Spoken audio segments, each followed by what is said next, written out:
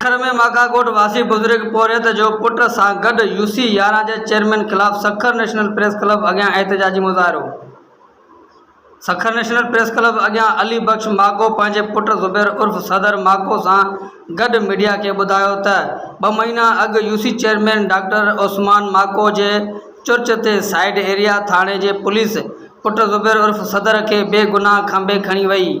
थाणे जे एहलकारनि एजाज़ चाचड़ असद माको ऐं ॿियनि ज़ुबैर उर्फ़ सदर माको खे सख़्तु तशद्दुद कयो, जंहिं सबबि यूसी चेयरमैन थाणे ते वेही पुट ते तशद्दुद करायो ऐं पुट खे अखियुनि में चूनो विधो। पुट जे साॼी अख मां नज़र ख़तमु ऐं खाॿी अख जी नज़र घटि थी वई आहे। पुट खे कूड़े चोरीअ जे इल्ज़ाम में जेल मोकिलायो वियो, जेको लगातार 2 महीननि ताईं जेल हो। हाणे ज़मानत ते आज़ादु करायो आहे। DIG सखर खे पिणु दरख़्वास्त ॾिनी आहे, पर पुलिस फ़ैसिले लाइ दबाव विझी रही आहे।